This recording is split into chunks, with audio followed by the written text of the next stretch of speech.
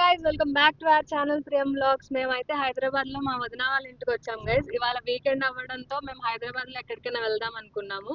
So ఇవాళ మేమైతే మా ఇంటి నుంచి 2 hours డిస్టెన్స్ లో ఒక ప్లేస్ ఉంది. ఆ ప్లేస్ కు వెళ్తున్నాము. ఆ ప్లేస్ ఏంటి చెప్పు? కాన్హా శాంతివనం. ఎస్, కాన్హా శాంతివనానికి వెళ్తున్నాము. అక్కడ ఫుల్ గా గ్రీనరీతో చాలా బాగుంటుంది అన్నారు ప్లేస్. సో అక్కడికి వెళ్ళిన తర్వాత మళ్ళీ మిమ్మల్ని మీట్ అవుతాను. బాయ్. కాన్హా శాంతివనం హైదరాబాద్ అవుట్స్కర్ట్స్లో ఉంది గైస్. ఇది హార్ట్ఫుల్నెస్ ఇన్స్టిట్యూట్ వాళ్ళ హెడ్ క్వార్టర్స్ అనమాట. ఈ ఆశ్రమం ఫుల్గా గ్రీనరీతో చాలా బాగుంటుంది అటు చూడడానికి. ఇది ఒక ఇకలాజికల్ ప్యారడైజ్ అని కూడా చెప్పొచ్చు. ఈ ప్లేస్ విజిటింగ్ అవర్స్ వచ్చి మార్నింగ్ 9 నుంచి ఈవినింగ్ 5. ఇక్కడ వెల్నెస్కి రిలేటెడ్ ఇంటరాక్టివ్ ప్రోగ్రామ్స్ కూడా ఉంటాయట. ఈ ప్లేస్ని మేము ఎక్స్ప్లోర్ చేసి అన్ని డీటెయిల్స్ నేను మీతో షేర్ చేస్తాను. సో వీడియో స్కిప్ చేయకుండా ఎండ్ వరకు చూడండి. ఇంకొక విషయం ఏంటంటే 2019లో టైమ్స్ ఆఫ్ ఇండియా వాళ్ళు ఈ ప్లేస్కి ప్రైడ్ ఆఫ్ తెలంగాణ అవార్డుని కూడా అందించారట. ఈ ప్లేస్ విజిట్ చేయడానికి ఎంట్రీ అయితే ఫ్రీ. మనం లోపలికి వెళ్ళిన తర్వాత ఎంట్రన్స్లో వచ్చిన వాళ్ళందరివి ఫోటో తీసుకుని మనకు ఒక ఐడి కార్డ్ కూడా ఇస్తారు. ఆ తర్వాత మనల్ని మెడిటేషన్ చేయమని ఒక హాల్కి పంపిస్తారు. గైస్, కాన్హా శాంతివనానికి జస్ట్ ఇప్పుడే రీచ్ అయ్యాం మేము. ఇక్కడ లోపలికి వెళ్ళి మొత్తం ఎక్స్ప్లోర్ చేసే కంటే ముందు మెడిటేషన్ హాల్కి వెళ్ళి మెడిటేషన్ చేసి అప్పుడు వెళ్ళాలట. సో ఇప్పుడైతే మేము మెడిటేషన్ హాల్కి వెళ్ళిపోతున్నాం.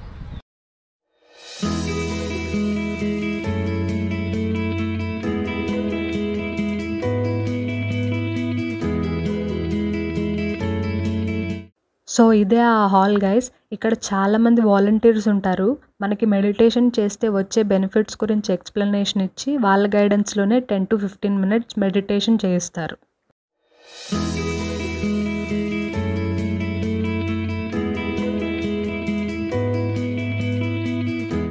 మా మెడిటేషన్ ఇప్పుడే కంప్లీట్ అయింది గైస్. ఇప్పుడు మేము ఈ శాంతివనం మొత్తం ఎక్స్ప్లోర్ చేయడానికి వెళ్తున్నాము. 1945లో రామచంద్ర మిషన్ ద్వారా ఈ హార్ట్ఫుల్నెస్ ప్రస్థానం అనేది స్టార్ట్ అయిందట. ఈ ప్లేస్ 1400 acresలో స్ప్రెడ్ అయి ఉంది.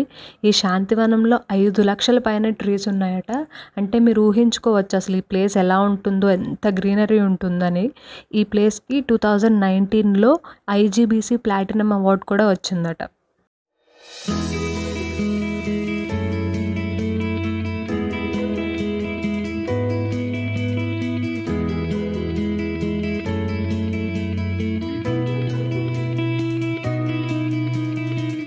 ఇప్పుడు మీరు చూస్తున్నది మెయిన్ మెడిటేషన్ సెంటర్. ఇది ఏషియాలోనే లార్జెస్ట్ మెడిటేషన్ సెంటర్ అట. ఇక్కడ ఒకేసారి 80,000 నుంచి 1 lakh పీపుల్ కూర్చొని మెడిటేషన్ చేయొచ్చట. సూపర్ కదా అసలు. ఈ మెడిటేషన్ సెంటర్లో మీరు భగవద్గీత కూడా చూడొచ్చు. మెయిన్ హాల్కి దగ్గరలో గ్రానైట్ స్టోన్స్ పైన భగవద్గీత శ్లోకాలు అండ్ వాటి మీనింగ్తో సహా రాసి ఉన్నాయి.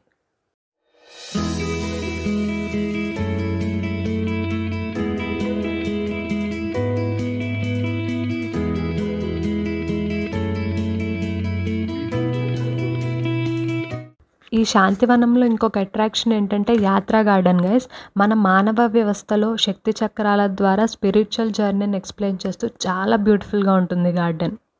గైస్, ఈ ప్లేస్లో ఓరియంటేషన్ హాల్ అని ఒకటి ఉంది. ఇక్కడ భలే గమ్మత్తుగా ఉంది తెలుసా. మనం ఇక్కడ నుంచి మాట్లాడుకుంటూ సెంటర్లోకి వెళ్తే మంచిగా ఈకో అనిపిస్తుంది మనకి. నేను ఒకసారి మీకు చేసి కూడా చూపిస్తాను. వచ్చేసేయండి లోపలికి. ఈ ఫ్లోర్ పైన సర్కిల్స్ ఉన్నాయి చూస్తున్నారు కదా. ఈచ్ అండ్ ఎవ్రీ సర్కిల్ ఒక్కో స్పెసిఫిక్ పాయింట్ని రిప్రజెంట్ చేస్తుందట. ఆ రిప్రజెంటేషన్ నేను మీకు స్క్రీన్ పైన ఇస్తాను చూడండి, మీకు ఈజీగా అర్థమవుతుంది. ఇప్పుడు నేను మాట్లాడుతున్నాను కదా, మీకు డిఫరెన్స్ తెలుస్తుందా? అసలు ఈకో భలే అనిపిస్తుంది.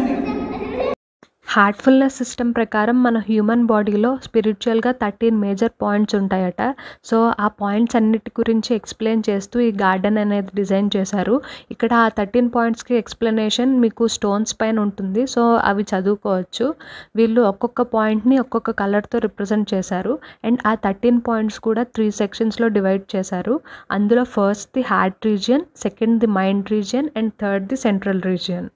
ఇక్కడ మీరు అబ్జర్వ్ చేయాల్సిన ఇంకొక విషయం ఏంటంటే ఈ పాయింట్స్కి రిప్రజెంట్ చేసిన కలర్స్కి తగ్గట్టుగా కింద ఫ్లోరింగ్ చేంజ్ అవుతూ ఉంటుంది. అండ్ ప్లాంట్స్కి ఉండే ఫ్లవర్స్ కలర్ కూడా చేంజ్ అవుతూ ఉంటుంది.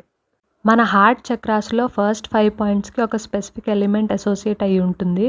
అందులో ఫస్ట్ ది ఎర్త్. ఈ పాయింట్ని ఎల్లోతో రిప్రజెంట్ చేశారు. మనం పాయింట్ 1ని ప్యూరిఫై చేసి ఎమోషన్స్ని కంట్రోల్ చేయగలిగినప్పుడు మనలో ఒక సాటిస్ఫాక్షన్ అండ్ లైట్నెస్ డెవలప్ అవుతుందట. హార్ట్ రీజియన్లో సెకండ్ పాయింట్ ఆకాశం, ఇది రెడ్ కలర్తో రిప్రజెంట్ చేశారు. ఇక్కడ మనం పీస్, లైట్నెస్ అండ్ స్టిల్నెస్ని అనుభవిస్తామట. ఇక్కడ కంపాషన్ హైయెస్ట్ లెవెల్కి రీచ్ అవుతుందట.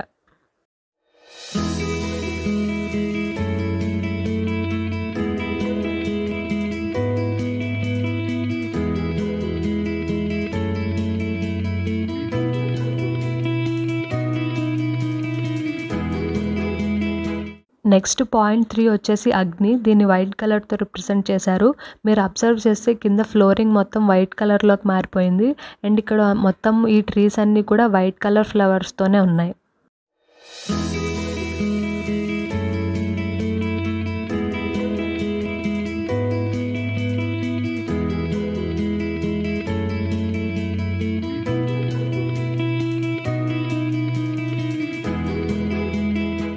పాయింట్ 4 వచ్చేసి వాటర్ గైస్. ఇక్కడ సింబాలిక్గా ఒక వాటర్ పాయింట్ కూడా ఉంది చూడండి. పాయింట్ 4ని బ్లాక్ కలర్తో రిప్రజెంట్ చేశారు. కింద టైల్స్ కూడా చూడండి బ్లాక్ కలర్లోకి చేంజ్ అయిపోయాయి. హార్ట్ఫుల్నెస్ వాళ్ళ ప్రకారం ఈ స్టేజ్లో మనలో స్ట్రెంగ్త్ డెవలప్ అవుతుంది, కరేజ్ వస్తుంది అండ్ ప్రతి పని కాన్ఫిడెంట్గా చేయగలుగుతామట. ఈ స్టేజ్లో మెయిన్గా మనం మన ఫియర్ని అధిగమిస్తాము. ఇక్కడ మీరు అబ్జర్వ్ చేస్తే ట్రీస్ కూడా చాలా గుబురుగా ఉన్నట్టుగా ఉంటాయి. అండ్ ఇంకొక విషయం, మీలో ఎంతమందికి తెలుసు బ్లాక్ కలర్లో కూడా నీమ్ ట్రీస్ ఉంటాయి అని? నాకైతే ఇదివరకు తెలియదు, ఇక్కడ చూసాకే తెలిసింది. చూస్తున్నారు కదా, ఇది బ్లాక్ కలర్లో ఉన్న నీమ్ ట్రీ.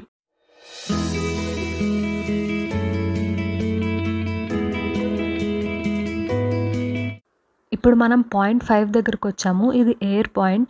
ఈ పాయింట్లో మనలో క్లారిటీ అనేది ఏర్పడుతుందట. దీన్ని వాళ్ళు గ్రీన్ కలర్తో రిప్రజెంట్ చేశారు.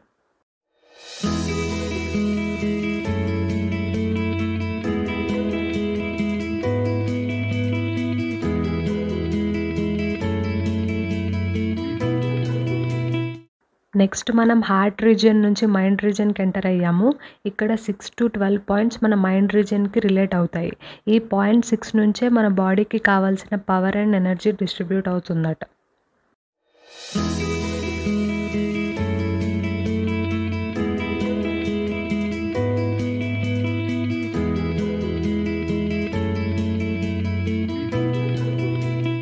స్పిరిచువాలిటీలో మైండ్ రీజియన్కి చాలా ఇంపార్టెన్స్ ఉంది. దాన్నే మనం కాస్మిక్ ఎనర్జీ అని అంటాము.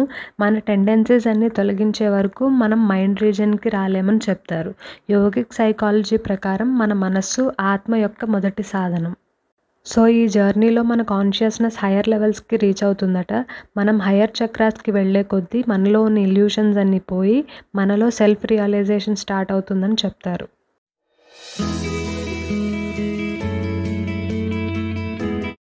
మైండ్ రీజియన్ క్రాస్ అయిన తర్వాత వచ్చేది సెంట్రల్ రీజియన్. ఈ స్టేజ్లో మనం సూపర్ కాన్షియస్కి రీచ్ అవుతామట. డిజైర్ అండ్ ఎమోషన్స్కి అతీతంగా ఉండే పాయింట్ అట ఇది.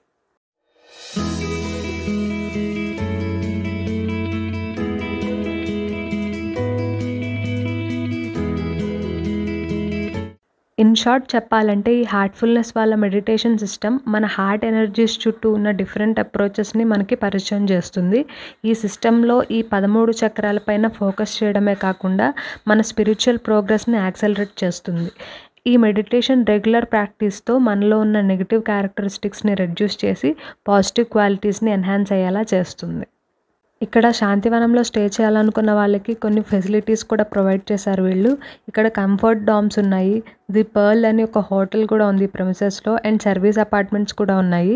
నేను వీళ్ళ వెబ్సైట్ లింక్ డిస్క్రిప్షన్లో ఇస్తాను, మీరు అక్కడికి వెళ్ళి అన్ని డీటెయిల్స్ తెలుసుకోవచ్చు. ఇప్పుడైతే లంచ్ టైం అయింది గైజ్. మేము ఇక్కడ ఉన్న క్యాంటీన్కి వెళ్ళి మొత్తం ఎక్స్ప్లోర్ చేసి ఏం ఆర్డర్ చేయాలి అనేది డిసైడ్ అవుతాము. ఈ క్యాంటీన్ కాకుండా ఇక్కడ శాంతివనంలో డైనింగ్ హాల్ కూడా ఉంది. అక్కడైతే డైలీ ఫ్రీ ఫుడ్ కూడా ప్రొవైడ్ చేస్తున్నారు.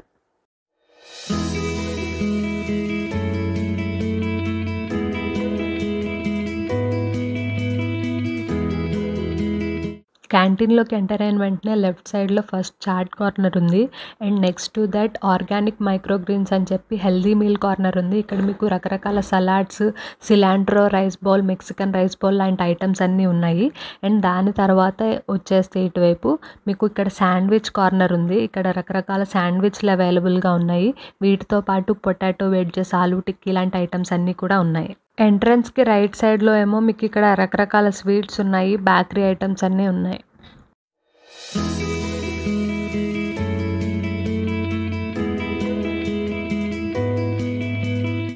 ఇక్కడేమో ఐస్ క్రీమ్ కార్నర్ ఉంది.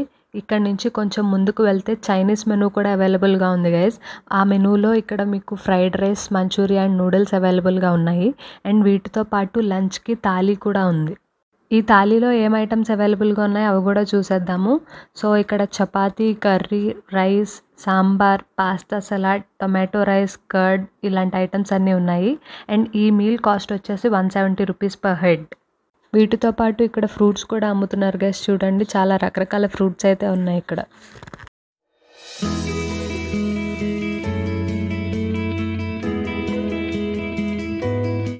అండ్ ఇక్కడ ఈ క్యాంటీన్లో రెయిన్బో ఏసీ రెస్టారెంట్ అని కూడా ఉంది. బఫే ట్రై చేయాలనుకుంటే మాత్రం ఇక్కడికి మీరు వెళ్ళొచ్చు. ఇక్కడ బఫే కాస్ట్ వచ్చేసి 500 రూపీస్. మేము వెళ్ళిన రోజు అయితే స్టఫ్డ్ వెజిటబుల్స్ డిష్ అని ఉంది గైస్. అదైతే థాలీలో ఇంక్లూడ్ చేయలేదు. మనం కావాలనుకుంటే అది సెపరేట్గా ఆర్డర్ చేసుకోవాలి. మేమైతే ఒక ప్లేట్ తీసుకున్నాం స్టఫ్డ్ వెజిటబుల్స్ కూడా. ఇప్పుడు మేము లంచ్ చేసుకుని ఇక్కడ నుంచి మేము కాన్హాలోనే చిల్డ్రన్స్ పార్క్ అని ఉంది, అక్కడికి వెళ్దాం అనుకుంటున్నాము.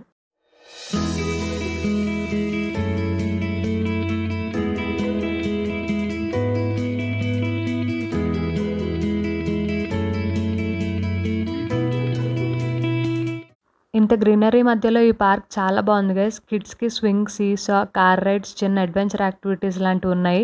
ఇక్కడ వుడెన్ హౌస్ కూడా ఉంది. కిడ్స్ అయితే ఫుల్గా ఎంజాయ్ చేస్తారు ఇక్కడ. మేము కూడా ఇక్కడ మంచి టైం స్పెండ్ చేసాము.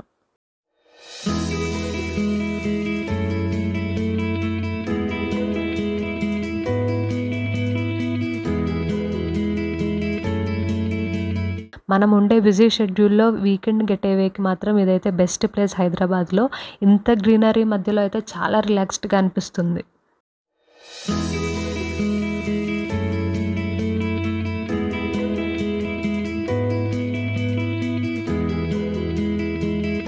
మేము ఇక్కడికి మార్నింగ్ 10 o'clock అలా వచ్చాం గైజ్. ఇప్పుడైతే టైం ఆల్మోస్ట్ 3:30 అవుతుంది. ఇక్కడ నుంచి నెక్స్ట్ మేము గోల్కొండ ఫోర్ట్ కూడా విజిట్ చేయాలనుకుంటున్నాము. గోల్కొండ ఫోర్ట్ అయితే ఇక్కడ నుంచి ఆల్మోస్ట్ 1 hour టైం పడుతుంది. మళ్ళీ అక్కడ 5:30కే క్లోజ్ కాబట్టి ఇంతవరకు చూసి మేము గోల్కొండకి స్టార్ట్ అయిపోతాము. So see you there.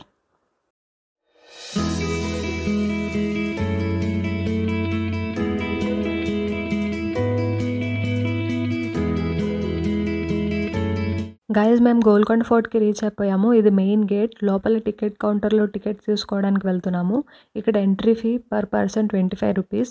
ఈ ప్లేస్ విజిటింగ్ అవర్స్ వచ్చి మార్నింగ్ 8:30 to ఈవినింగ్ 5:30. గోల్కొండ ఫోర్ట్ని 11th centuryలో కాకతీయ రూలర్ ప్రతాపరుద్ర మట్తో కన్స్ట్రక్ట్ చేశారట. 14th and 17th centuriesలో బాహ్మనీ సుల్తాన్స్, ఆ తర్వాత పాలించిన కుతుబ్ షాహీ వంశీయులచే ఇది నల్లరాతి కోటగా మార్చడం జరిగింది.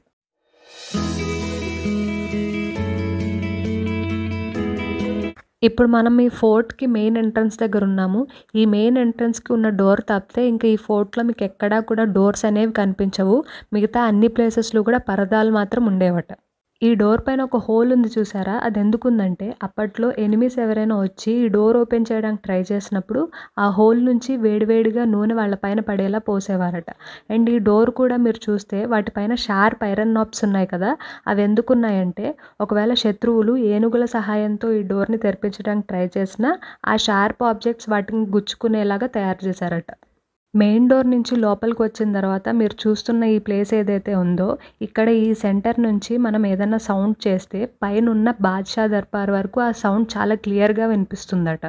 అప్పట్లో రాజును కలవడానికి ఎవరైనా గెస్ట్స్ వచ్చినప్పుడు ఆ విషయం ఆయనకి తెలియజేయడానికి ఇక్కడ నుండి క్లాప్స్ చేసేవారట.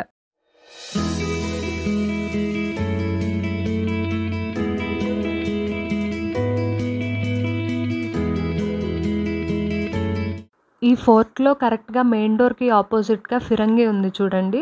ఒకవేళ పొరపాటున ఎవరైనా శత్రువులు లోపలికి వచ్చేస్తే ఆ ఫిరంగితో కాల్చే విధంగా ఇక్కడ ఉంచారు. ఇక్కడ ఉన్న ఈ వెయిట్ చూస్తున్నారు కదా, ఇది 240 kilos ఉంటుంది. అప్పట్లో ఇక్కడ ఆర్మీలో చేరడానికి వచ్చిన వాళ్ళని ఈ వెయిట్ లిఫ్ట్ చేయమనేవారట. అలా చేయగలిగిన వాళ్ళని ఆర్మీలో చేర్చుకునేవారు.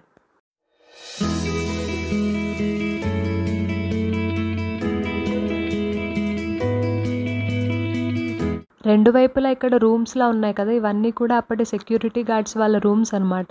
ఎవరైనా బాద్షాని కలవడానికి వస్తే ఈ రూమ్స్లోనే వాళ్ళ లగేజ్ పెట్టి వెళ్ళేవారట. అలానే మీరు ఇక్కడ అబ్జర్వ్ చేయవలసిన ఇంకొక విషయం ఏంటంటే ఈ రూమ్స్లో పైన వైపు ఉన్న వాల్స్కి చిన్న కన్నాల్లాగా ఉంటాయి. ఆ కన్నాల్లో ఒకప్పుడు కాగడాలు పెట్టేవారట.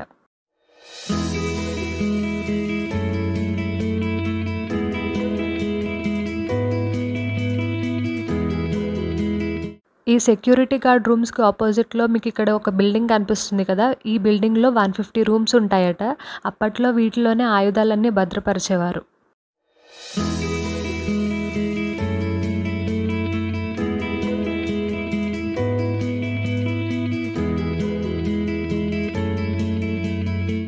మీరిప్పుడు చూస్తున్న ఏరియాని నగీనా బాగ్ అని అంటారు. అప్పట్లో ఈ ప్లేస్‌లోనే అంతఃపుర స్త్రీలందరూ ఆభరణాలు కొనుగోలు చేసేవారట. అప్పట్లో డైమండ్ వ్యాపారానికి గోల్కొండ మార్కెట్ సిటీ అట. కోహినూర్ అండ్ హోప్ డైమండ్స్‌కి గోల్కొండ చాలా ఫేమస్. గుంటూరు జిల్లా కొల్లూరు సమీపంలో కొల్లూరు మైన్, కృష్ణా జిల్లా పరిటాలలో లభించిన డైమండ్స్‌కి గోల్కొండ ప్రసిద్ధి చెందింది. ఆ టైంలో ప్రపంచంలోనే తెలిసిన ఏకైక వజ్రాల గనులు భారతదేశంలోనే ఉన్నాయట. Extremely rare type of diamonds Golconda ప్రాంతంలో అండ్ ఆ చుట్టుపక్కలున్న మైన్స్ నుండి వచ్చాయి. 1687 వరకు గోల్కొండను పాలించిన కుతుబ్ షాహీలకు, ఆ తర్వాత 1724లో మొఘల్ సామ్రాజ్యం నుండి స్వాతంత్ర్యం పొందిన తర్వాత 1948 వరకు పాలించిన హైదరాబాద్ నిజాంకు ఈ గనులు మంచి సంపదను తెచ్చిపెట్టాయి.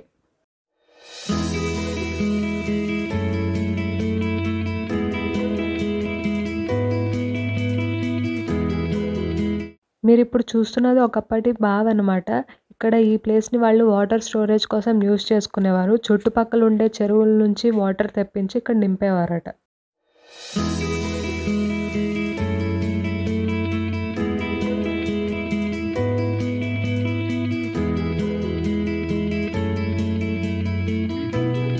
ఇప్పుడు మేము రామదాసుని బంధించిన ప్లేస్ చూడడానికి వెళ్తున్నాము. రామదాసు అసలు పేరు కంచర్ల గోపన్న. గోపన్న మేనమామ అప్పటి గోల్కొండ నవాబు తానీషా గారి కొలువులో పెద్ద ఉద్యోగి. మేనమామ సహాయంతో గోపన్నకు భద్రాచలం గ్రామంలోని పాల్వంచలో తహసీల్దార్‌గా ఉద్యోగం వచ్చింది. పోకల దమ్మక్క అనే భక్తురాలు అక్కడ జీర్ణదశలో ఉన్న మందిరాన్ని పునరుద్ధరించాలని గోపన్నను కోరగా, అందుకు గోపన్న అంగీకరించి ఆలయ నిర్మాణానికి కొంత ధనం సేకరిస్తాడు. కానీ అది సరిపోక తాను వసూలు చేసిన శిస్తు నుంచి కొంత సొమ్ము మందిర నిర్మాణానికి వినియోగిస్తాడు. ఆ విషయం తెలిసి కోపగించిన నవాబు గోపన్నకు 12 ఏండ్ల జైలు శిక్ష విధిస్తాడు. ఇప్పుడు మీరు చూస్తున్న ఈ ఖైదులోనే రామదాసు 12 ఏండ్ల పాటు ఉన్నారు. ఇక్కడ ఆయన గోడలపైన సీతారామ లక్ష్మణులు, ఆంజనేయ స్వాములను చిత్రీకరించుకుని వారిని ఆరాధిస్తూ, కీర్తిస్తూ ఇక్కడ ఆయన కాలం గడిపారు.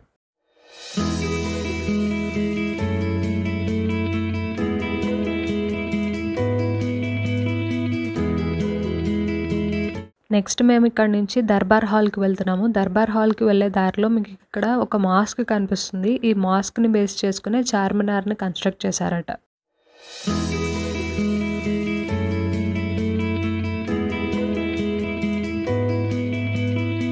ఇక్కడ నుంచి కొంచెం ముందుకు వెళ్తే ఇక్కడ జగదాంబ టెంపుల్ కూడా ఉంది గైస్.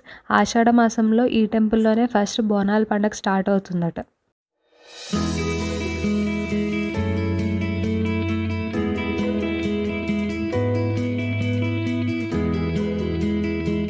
ఈ టెంపుల్ పక్కనే దర్బార్ హాల్ ఉంటుంది గైస్. దీనినే బారాదరి అని అంటారు.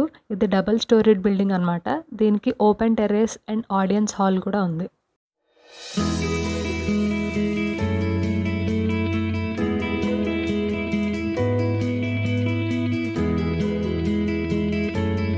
ఎంటర్ అయిన తర్వాత ఆపోజిట్లో వాల్‌కి 2 విండోస్‌లా ఉంటాయి. ఎవరైనా రాజుగారిని కలవడానికి వస్తే ఆయన అక్కడ కూర్చుని వారితో మాట్లాడేవాళ్ళట. దాని పక్కనే ఉన్న ప్లేస్‌లో రాణి కూర్చునేవారు.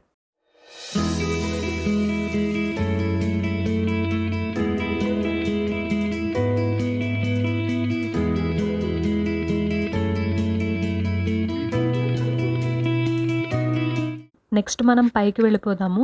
ఇప్పుడు మీరు చూస్తున్న టెర్రేస్ ఏదైతే ఉందో ఇక్కడ బాద్షా తన మంత్రులతో ఇంకా ఎవరైనా ముఖ్యమైన గెస్ట్స్ వచ్చినా ఈ ప్లేస్‌లోనే వాళ్ళ మధ్య డిస్కషన్స్ అవి జరిగేవట. అండ్ ఇక్కడ కనిపిస్తున్న ఈ బిల్డింగ్‌లోనే రాజు, రాణి ఉండేవాళ్ళు. ఇక్కడ నుంచి మీకు ఎటు చూసినా మొత్తం హైదరాబాద్ మొత్తం కనిపిస్తుంది. ఒకప్పుడు ఈ దర్బార్ వరకు ఎవరు పడితే వాళ్ళు వచ్చేవాళ్ళు కాదు. ఓన్లీ ముఖ్యమైన వాళ్ళకి మాత్రమే ఇక్కడికి ఎంట్రీ ఉండేదట.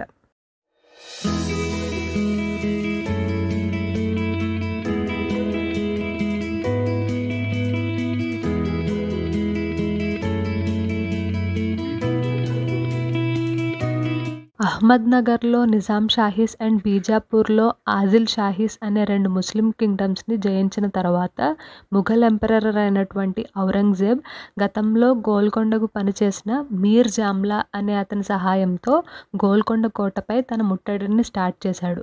ఆ టైంలో జరిగిన వార్లో ఫిరంగులతో ఫోర్ట్ని డిస్ట్రాయ్ చేయడం జరిగింది.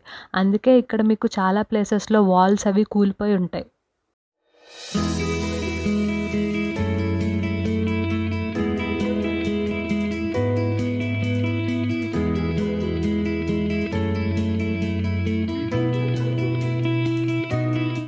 కుతుబ్ షాహీ రాజులు వారి అవసరాలకు అనుగుణంగా డిఫరెంట్ పీరియడ్స్లో బిల్డ్ చేసిన రాజభవనాలు ఈ మెయిన్ రాజభవన సముదాయాలలో భాగంగా ఉన్నాయి.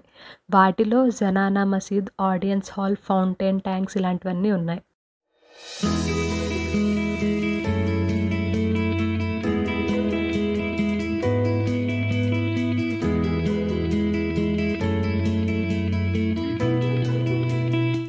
ఇప్పుడు మీరు చూస్తున్న రూమ్కి ఒక స్పెషాలిటీ ఉంది. అదేంటంటే ఇక్కడ చూడండి, ఈ రూమ్లో మనం ఒక కార్నర్ నుంచి మాట్లాడితే అవతల వైపు ఉన్న కార్నర్కి మనం ఏం మాట్లాడామనేది వినిపిస్తుంది. సో ఆ విధంగా అయితే ఇక్కడ ఆర్కిటెక్చర్ని డిజైన్ చేశారు. సూపర్ ఉంది కదా అసలు ఆర్కిటెక్చర్.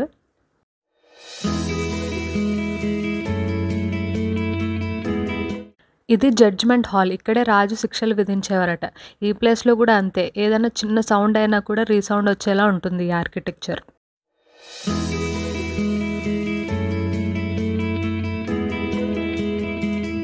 సో గైజ్, మొత్తానికి మేమైతే గోల్కొండ ఫోర్ట్ చూసాము. నెక్స్ట్ ఇంకా రిటర్న్ ఇంటికి వెళ్దాం అనుకుంటున్నాము. మీ అందరికీ ఈ వీడియో నచ్చిందని అనుకుంటున్నాను. Please do like, share and subscribe to our channel Priyam vlogs and see you again next video guys. Bye.